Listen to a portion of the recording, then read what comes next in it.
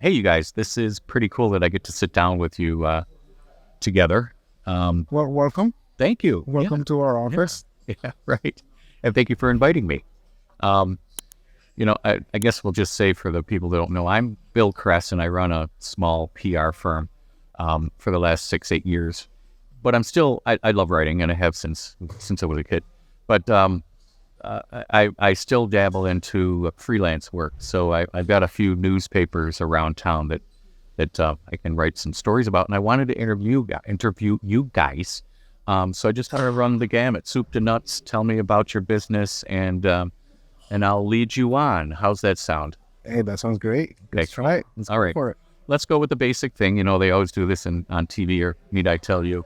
Say your name, and so our audience can figure out who the hell you are. Okay.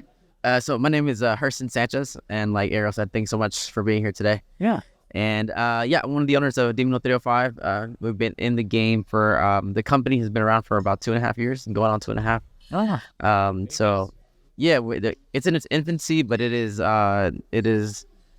a baby that is full of potential. Mm-hmm. You know, we're That's a good gene. very precocious kid, Yeah. if you will. So right. very excited. Yeah. Cool. Well, my name is Ariel Penske, and I'm also another owner of Dimelo305.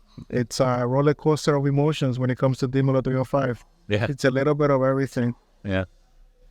So, I hate this question, but it really works. If you had to give an elevator speech, what floor are you on in this building? 22nd. 22nd. That's a pretty good elevator speech. Hey, we can go to 100 and something. If we need more, It's a slow more time. elevator. Hey, Sometimes there's delays. You know. Sometimes it breaks down. Have you ever been stuck in an elevator? Yep, sure have. Scary-ass Not thing. very fun. Excuse No. me. You have? Yeah. Yeah, me too. no. Anyhow, so go. Hey, what are you doing in this elevator? So Dimelo305, we have this thing. Like, yeah. We have roles. We know who says what All right. in the Well, if I had Yep. Anna, I already knew that question was from you. Yeah, I was right there. I'm like, Harrison, it's for you. Yep. All I right. didn't have to say anything. That's something that we uncovered about, maybe 8 months into the company. Who was going to give the elevator speech? Okay. So All right. Well, here I am. I just got in the elevator. Yep. I saw you coming, and I couldn't close the doors quick enough, so now I'm stuck with you. So tell me. So Dimelo305 is a full-service media production company. We film for all types of clients. If you're a client that needs revitalization of content for your business, we can do that for you. We produce and film for television as well.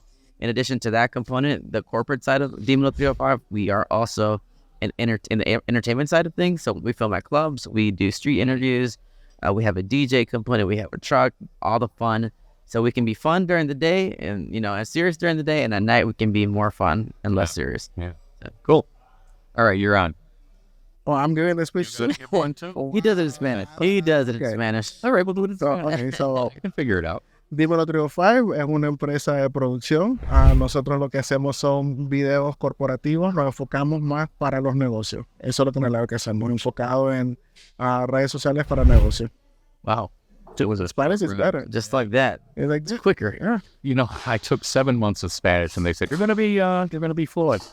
I don't know what happened. That's what happens to my French. Really? Yeah, I go oui, and that's it. Here we go again. Where are we going? We're going to drink sangrias here in the side. I am going to Paris in November. And Oh, yeah? I'm thinking, but learning a language is such a pain in the Paris is fun. Oh, yeah. You been? I lived in Lyon, actually. Really? Yeah, for about 7 months. Oh, look at you guys. Yeah, Well, then maybe you give me some tips. That's a little bit far from Paris. it's the second biggest city in France. Yeah. Le Petit Prince, Little Prince, is from Lyon. So, And where are you from? family's from Nicaragua. I was born here in the U.S. He's Nica. Family's from Nicaragua, and I was born in Nicaragua. Yeah. But I came very young. But you guys will take on any client, Spanish or otherwise, and apparently French. Yeah, we're working on some stuff regarding Creole and French. Obviously, Miami has a large Haitian community. Yeah. So, again, we try to capitulate to really any client, whatever their language needs are. So, Yeah. it's not a problem. Dimelo. That's a word that even a gringo can say. It's kind of poetic. Well, Dímelo. the gringo actually say interesting. Okay, go. Dímelo. Oh, We get Dimelo. Dímelo. You get a lot of dímelos. Dimelo. It's like when I lived in Atlanta. Yeah. Ponce de Leon. Hasta Leo. Say that. No, where the hell are you going? Yeah. So yeah, anyhow, well, I guess back to France. When I was in France, I ran into this young woman on the street, and I was alone, and I just asked her, it wasn't one of those things, if she could just show me around. I didn't know where to go. And it was the night we went to a number of clubs. It was a lot of fun. We weren't communicating very well, but at one point, I wanted to know what English sounds like to someone that doesn't speak it. You know what I mean? Yeah. I mean, Spanish, they always say it's so quick and fast and everything. Yeah.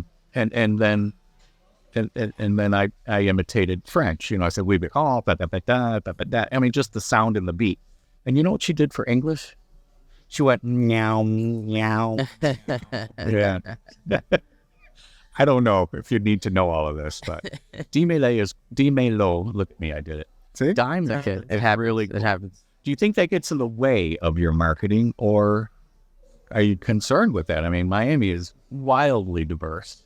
Well, I think one of the main things is we are in Miami, Yeah. and we wanted to kind of take that with us. Like we're a Miami-based company. Yep. So even when we go outside of Miami, because we produce in other states, it's always we take Miami with us, no matter where we go. Yeah. That's the idea. Cool. And you got the 305, which is It was 305. Just in case they the don't. requisite 305. And I also think we're in a certain moment in time in this world where there's a certain allure when it comes to just Latin culture. Yeah. So Dimelo sounds sexy. It's something that's attractive. Yeah. So even when we go out of Miami, out of Florida, it's still something that's like, ooh, what is that? And it's not just the name; it's also like the colors that come. Yeah, absolutely. They're very, bright, flourishing. The Yeah. pinks, the light blues. Mhm. We have pink jackets. We're very hard to miss. When we're out in the streets, when we're filming, we're very hard to miss. Unless we're working on corporate work, when we're Dimelo out on the streets and about, we're very hard to miss. Yeah. Yeah. Everything is intentional. So, here's a weird question. If you were to describe your style, your company, as an animal, what would it be? We can come back to that. Yeah, it's very I philosophical. don't know. Maybe an ant. It's very philosophical. Peacock? Yeah, or are you an ant? Maybe an ant. An ant can carry, over 2 times, I think 10 times, something crazy, a load on their back for their size. And their ability to organize, their ability to build, their ability to take on more than people think they can do, and their strength that comes with unity. I think maybe an ant would be Melodious. Who would have thought? Yeah. I want to be a flamboyant ant. Yeah, we could be a pink ant. We could be a fire ant. We could be a fire ant. Yeah. Yeah. All right. So, let me see. Maybe a rooster. Who knows? No, we've been playing around with the rooster. Running around with a rooster. Like the rooster is somewhat, it's in the back burner, It would work. but we're working on it. Yeah. So, what was how'd this start? I mean, what was your inspiration? And when our minds got together, I mean, and holy crap, who was your first client, right? Yeah, I remember. Yeah. So I think one day we were just sitting in the office and we were trying to figure out on a personal level. Ariel comes from a production background. Mm-hmm. I was in grad school at the time, and I was doing my own little social justice show or something. And then we were trying to like see how we could combine production with what we're currently doing. And then we did like a social media audit of all like the successful Miami, platforms, the Only in Days, the Miami Lifestyle, Miami Problems, pages that have a lot of followers. Mm-hmm. And what we notice is that they are all repost pages. All their content derives from just reposting. So you see the same stuff on one page that you'll see on the other. So we kind of made it kind of like a challenge. Like, can we be the only page in Miami to create original content, filmed, produced, directed by us? Yeah. So we're like, okay, so we started with street interviews. That was kind of our way into Miami. Yeah. One thing led to another. The questions became spicier. And then we realized that, we can have a fun, spicy side, but we can also be corporate. Yeah. So now we have 2 pages and really 2 businesses that we're running. One that's Miami Lifestyle, reflects the fun, the sexy, the appeal, the nightlife of Miami, and at the same time, the business side of Miami. So we try to, balance both. Now, another thing is part of the goal was how can we take the production of of TV, everything that is involved out into the streets, and if that is that even possible. So we saw other creators with their phones going out to the streets and working by themselves, and our challenge was, can we make something where we take the production value, like if it's going to be for TV, for Netflix, for example, and do it ourselves? Is that even possible? We had the equipment, so it was just a matter of trying it out. And it took us a little bit, like I think like the first month was trial and error. There were things that we didn't account for. For example, like the first time we went out, we had questions that were strictly for Miami locals, but we couldn't find anyone that was from Miami. So, We were at South Beach, we were in Wynwood, and I'm like, where are all the locals at? so that was part of it. Then it became a part of like how efficient can we be with the equipment. When we go out and produce, again, it's like cases upon cases upon cases just on equipment. When we're out in the streets, we can only take a little bag, and whatever you can fit on there is where you need to go, because then after 2 hours of walking around, being in the sun, everything becomes very heavy. So again, like that month for us was a lot of like a very big learning experience when it comes to how can we do this like a reporter style, on the streets, on the go, preserving quality, having everything that we need. I mean, even lighting. We had lighting, we had the camera, we have microphones. Like, how can we put all of this together and give this quality of work? And I think for us, the biggest thing, one of the biggest components is quality. You'll see a lot of videos, a plethora of videos on social media. And once you start really focusing on the details of it, you realize that the quality is not the best. You have different components that just don't look good once you see it. Once you see it, you can't unsee it. And we want to preserve quality. So, and now recently we filmed the famous Calle Ocho block party that's in March every single year in Little Havana.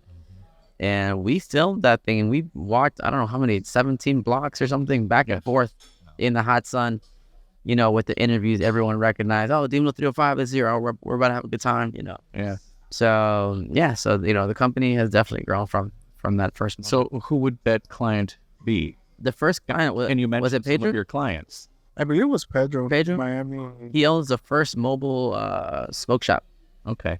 and we charged him $500. And we did an interview, kind of, what do we call it? What is it?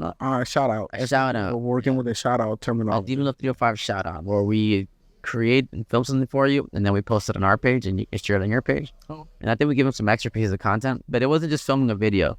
One thing that we also do with every single client is that we create branding around it. It's kind of a almost complimentary kind of aspect of what we do, but we believe that there should always be branding on your content.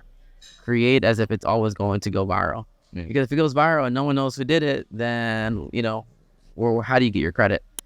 You've got to get the tone and tenor and feel of the client, otherwise you're not doing your best, right? Absolutely. We always, and with every client, we do like a onboarding interview to figure out what they are interested in. We're very picky with our clients. We don't just take anybody on. But yeah, that was our first client, Pedro. Do you have a client list? Like, who's the top 2 or 3 that you would mention with their okay and all that? That they're okay with us mentioning. I think for sure Dade County Federal Credit Union is they're probably the biggest credit union in South Florida. They are an awesome client. We work with. We've produced TV commercials for them. We've for a lot of TV commercials at this point. On any type of social media content, like interacting content. We've filmed with them at the Dolphin Stadium. It's probably one of our coolest clients. We have other clients that we worked with. Who would you like to get? We were actually trying. category? We were trying to get Monster at one point, just because it kind of aligns with what we were doing out in the streets, interacting with people.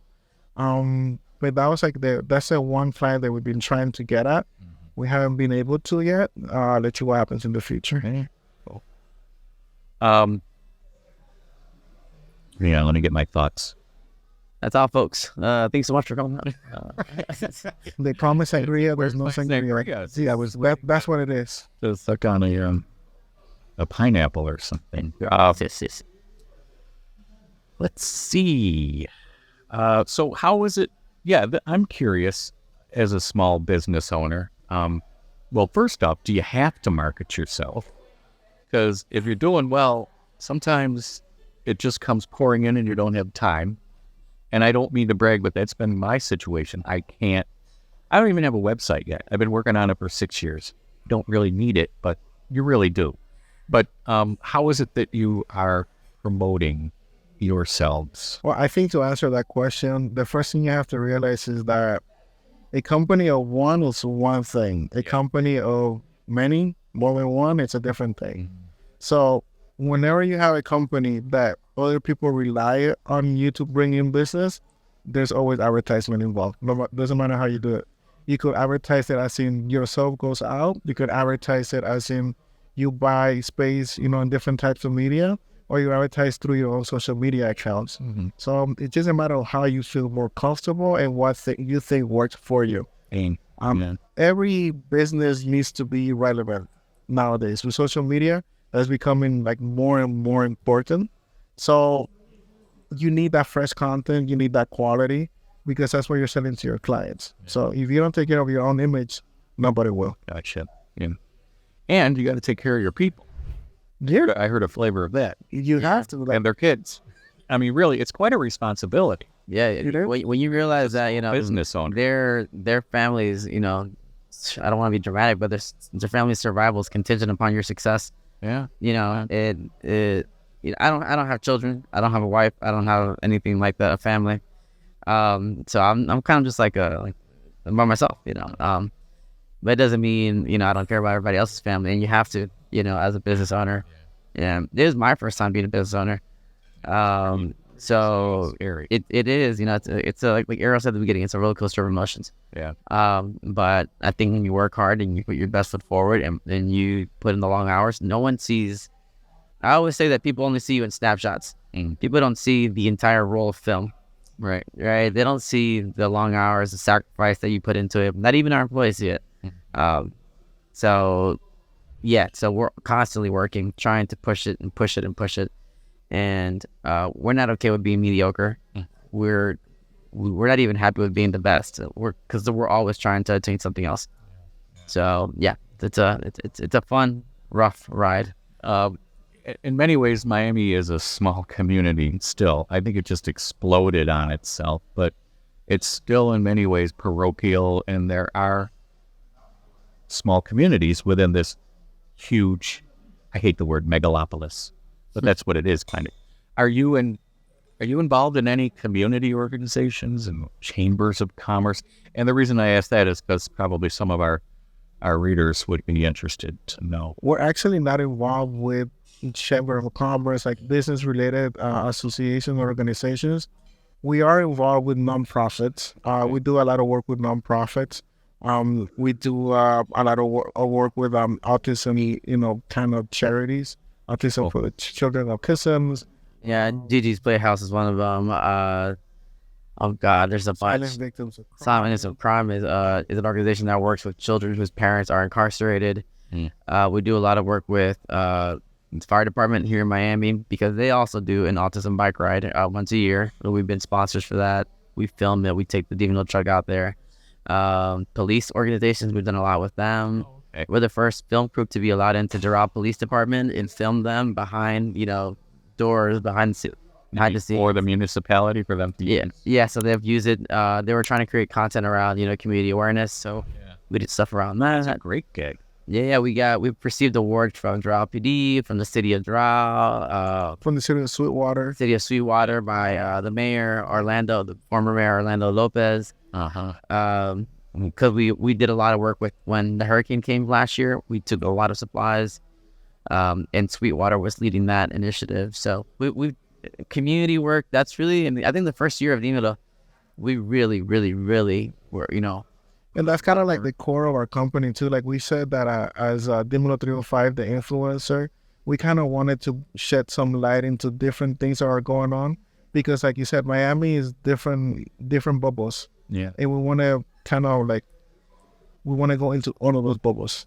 So we want to make sure that, for example, if you don't have any kid with autism problems, we want you to know that such a thing exists and what's going on and how you can help. Yeah. because again, that's how we all help each other. It's a big community, and the more people know about different things that are going on, the better it is for everybody.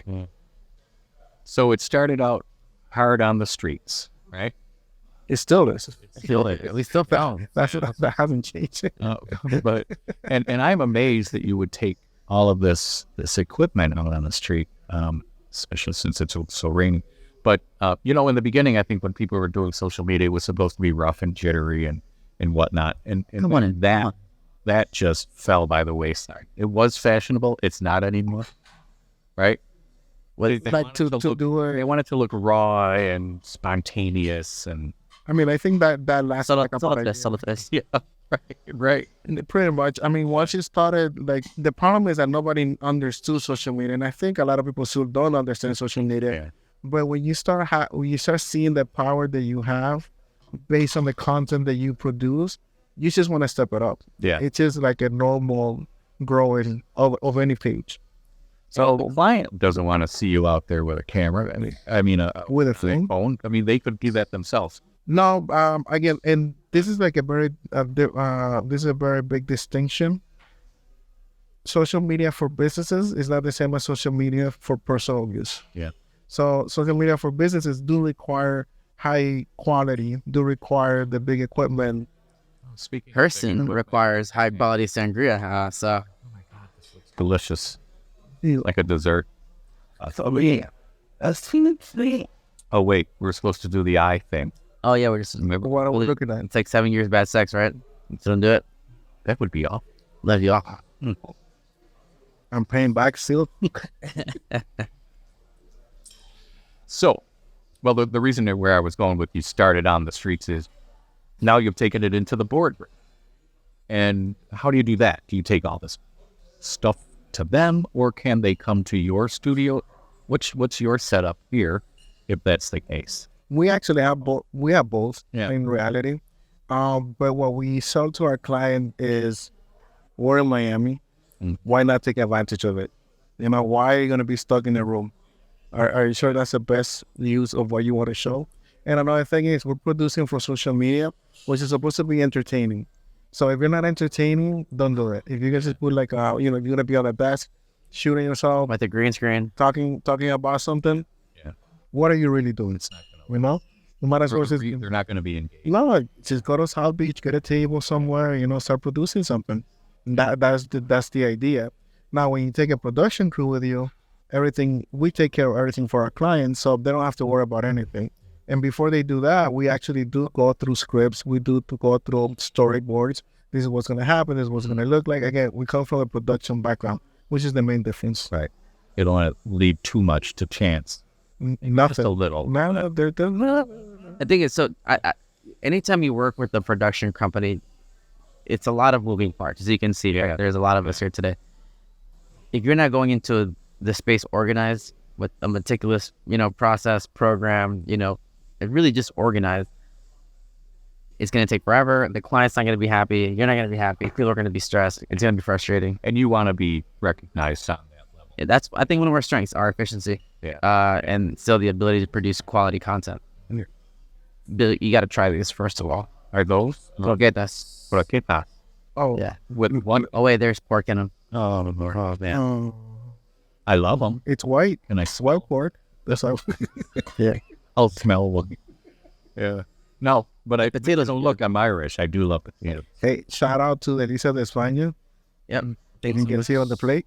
Cool. Thank you so much for having us, Delicias España. Oh, And the plates are so clean you can see yourself. yeah. Good sign. Friggin' loads. It's cheesy. Well, yeah, because I was interested now if I was going to, I'm not a single business. I own the business myself, yeah. But I have like 6 different contract writers. What would you suggest I do? I don't know if you know much about my business, but Tell us about how would it start? Yeah. Okay. Yeah, and maybe this was a question for you guys too. I started out doing anything because I needed to find, and anything in PR means you're doing websites, you're doing crisis management, you're doing media outreach, photography, video, and I was like doing everything because I've done everything over the years. And but then the niche that I found was long form content. because everybody needs a good writer to build up blogs on their website. And then we use those blogs, we tease them out in social media. I have, my clients pick up myself and via newsletters. So that's what we focused on, was creating long form content and then writing stories. And that's one of my services as well. So we found our niche, and I think- you guys found yours. Yes. Yeah. I think for every client that we talk to, the first thing is, do you know what you want to sell? What is it that you're trying to portray? What is it that you want to tell to the audience? The second thing is, and this is where most customers get a little bit uncomfortable because they're not used to it. You are becoming your own brand. You have to be in front of the cameras. Like, for example, this is not my safe environment. My safe environment is behind the camera, I was going to ask, producing. I'm having sangria right now. I speak fast because I just want to get it done. Terrible space, and the sangria came out. Now we're good to I'm go. relaxed. but keep that thought. I know what you do. What would you be doing on this side? What would I be doing? I'll be doing what Felipe is currently doing right now. I'll be the one producing. So I'll be the one telling the other cameras what to do, where to look, how to see. Yeah. And if there's any issues, I'll take care of it. All right, cool. Yeah, I saw Felipe doing sign language. That was very effective. So, okay. So, anyhow, we were going down a path. No, so this is where our job comes in, because we make our customers feel comfortable in front of the camera, and we put them in scenarios where they're going to succeed. So, for example, we have clients that we know they do better when they're doing actions, so we make sceneries where they're doing something. We have other clients that they feel more comfortable if they're walking. And this is part of the onboarding process. Like, we come in and we actually analyze you as a person and what makes you comfortable, because the more comfortable you are in front of the camera, the better it is, the content that we can produce with you. Tell me about your childhood traumas. That's what. She used to. I buried them. And the cameras are scary. Cameras are intimidating. The cameras Can be. it's not the same as a phone, but the cameras, when you put like a real camera in front of a person, some of them say it's like a gunpoint. Yeah. And we have gotten that description. It's like, no, we have to relax. You're not gonna get mugged. Chest. It's so tough. I remember early on, because I worked for the airlines. It was a tough gig doing corporate communications, and there were some kind of not a fatal crash. There weren't too many of those, but the cameras would come on, and I couldn't even talk. Yep. And you have to get those people warmed up and into it, or you avoid them, right? You sometimes still Run for the hills. Run for the hills. But as a business, you can't run. Yeah. It's like, that's me. I have to do it. But I think too, this is where kind of doing like an audit of your team. We already know what our strengths and weaknesses are as individuals, as business owners. We analyze our team. We know what our team is capable of. And when you do that, you're more comfortable in executing, for whatever project you have going on. Yeah. So, Because at the end of the day, it's about having fun. I mean, if you got the skills down and everybody's doing their job, perfect. Now you take it to the next level, which is just enjoying what you're doing. I think one of the Having fun. key things for Dimelo is that everybody that works with us loves what they do. Mm. So it's just a matter of always be perfecting the craft. And we do actually a lot of outings, a lot of training that is meant for you to be in that space doing it. So it's a repetitive process. So when we go to a client, every person that goes to a client is because they already done it multiple times. They already know what they're there for. They already know what we're doing. It's when we come in, just picture like the Marines going in and taking over something, because that's what we do. Yeah. There's the first group of people come in, they set up. Second group of people come in, they check lights, they come audio, then they come cameras. Then, again, the floor managers and all of that stuff. It just comes in and it's seamless. You don't really know what's going on. You just see people moving. Yeah. and it sounds like silly things, but we've seen camera crews out and, they're all wearing different T-shirts. Yeah. They're yelling, "Hey, come here! I need you to bring me this camera." To us, image is everything. That looks ugly. That looks unprofessional. If you notice, everyone's all wearing the same thing. Look great. We have walkies. Even if you're 2 feet away, I need to. Okay, cool, done. Yeah. So it's all about image. Again, we're trying to appeal to a certain demographic, a certain type of customer. We don't want every customer. We want the right customers. And also, we like to produce quality work. So, you'll never catch anybody sitting down, anyone against the wall. All this stuff is trained And if anybody sees you on the street, everybody's eyes turn. You might as well be wearing it. Come to see you. Anyway, all those. I like talking, as you can see, and we could go on forever, but we should probably wrap it up. But I have a couple more questions. Go for it. Your inspiration, to get into this work, and now while you're in it, who are you aspiring? How do I phrase this? Who you're aspiring to be like? I mean, is it in the video world or in Hollywood? What is it that brought you here? I think I'm gonna go first. Go first. That's how you know this ingredient is hitting. There it is. You haven't even had a sip yet. I had like multiple sips. Okay. Really? Yeah. Stop auditing here. We call it stop counting. So I actually come from a photography background. That's what I started with. Yeah. Then I went into TV production.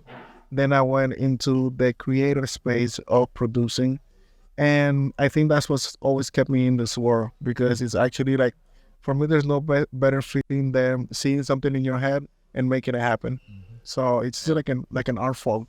Yeah. Now, as far as like how I see It is. that's what it needs to be. Yeah. So as far as like how like I would love this company to be like, within the few next years, I don't think we have like a person in mind, because in our heads we're already producing 5 years from now. Yeah. We already know kind of like the road that we want to take, and it's a road that we don't see anybody in right now. Anybody in.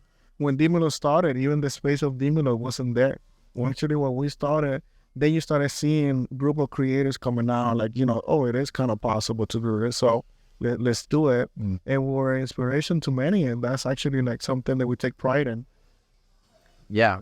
I wasn't sure if I wanted to go into this. Like, I studied my whole life to be an academic. Childhood traumas? No, not at all. I wanted to be an academic, and I am an academic. Yeah. But I was doing my show during my PhD program. I finished my PhD program, and I'm a professor at FIU right now. But I kind of got lured into this. I was like, man, this is pretty cool. And the more and more I got into it, the more and more I started enjoying it. I was like, man, 'cause I was in front of the camera, and Arrow was producing, directing, stuff that I was in. Yeah. And that's how we kind of clicked.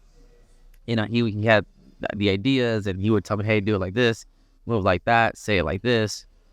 And I enjoyed that stuff. But the more and more that I've gotten to know behind the camera stuff, it's cool that I can do the front of the camera stuff, but now I'm enjoying more like the behind the scenes stuff. And some of that Ariel will tell you, that wasn't really my thing. But you want to keep learning it. So I love learning, Yeah. So, and I think that kind of passion, married with a certain type of drive, is what's taking us and is fueling us. And like Ariel said, I don't think what we're shooting for, I haven't seen it. Yeah. And we don't mind being the first. So, and somebody can go on your website and see all of this kind of stuff. they can go on our website, they can go on our Instagram pages, they can follow me home. And it's okay. We can party on the weekend. They can do whatever they want. Speaking of partying on the weekend, and let's wrap it up with this, is how We should always wrap it up, Bill. Yeah, we should always wrap it up. Yeah. We did a sex campaign, right? Yep. We did do a safe sex episode. Safe sex. I'm sorry, not a sex campaign. You know, it says that we did a sex campaign. I'm like, no, bro, it's a safe sex campaign. Yeah. Here goes. In one of my previous lives, I was an outreach worker for a drug and alcohol rehab center, teaching the people that were trapped in rehab.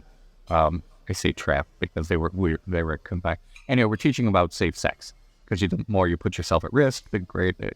Doing drugs, the more you put yourself at risk, and it was a really interesting experience. I don't know where it was going with that, but what the hell? We're wrapping it up, though. We're wrapping it up. Yeah, see how you guys should Safe sex, wrapping it up. So the question was, life-work balance. Well, the problem is that you like working so much, right? And then I got it. So what do you do? When we first started, I would tell Ariel, listen, don't call me before 8 a.m. Don't call me after 5 p.m. and don't bug me on the weekends. That's when we first, remember that? Yeah. When we first started. Now I bug him on the weekends. I call him at 6 a.m. I call him at 2 a.m. I don't know. I on a personal level, I've learned that if you want to be the best, there's a lot of sacrifice that comes with that. Yeah.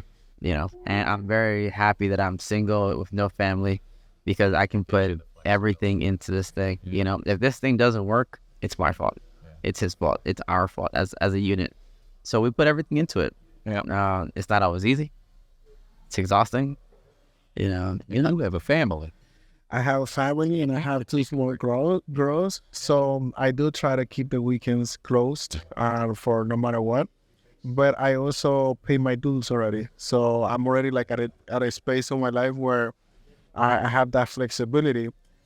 That being said, doesn't mean that on the weekend, even when I am with my family, things don't come up to my head and I'm texting her saying, "Hey, what do you think about this?" Yeah. So that's a part that I don't think is a work-life balance itself. I think is if you truly love what you do, you definitely do not work a day in your life. That is like a quote that I love, just because I can see it in my own personal life, because none of this feels like work. Yeah. It just feels like something we're doing. We're gonna try something new. Well, it's going to end the story. Can we keep drinking more? Yeah. Okay, perfect. And I want to try those Irish potatoes. Okay. Okay, I think Thanks, you guys. This has been really Bill, cool. we want to thank you so much for coming out, having a good time. I hope this is the best interview you've ever This had. is really cool. Yeah. I mean, I love interviewing people. We go off on tangents, but to do it in a recorded way, I always thought it would be. I don't know what we would do with it. Now you guys have something here to do with it, but it's been enjoyable talking with you. I saw your style early on, with an organization, Coconut Grove, and I was like, that is so cool. I mean, it was all fast paced, and it's exactly what you described, and that's kind of how you guys are. So it's been a joy. Thank you so much. Thank you for coming to our office space. Yeah. I look forward to doing some cool stuff in the future. All right. So we'll do it last year. Yeah. Looking at our eyes, because I don't have that bad 7-year thing. 7 years at 6. Bye, guys.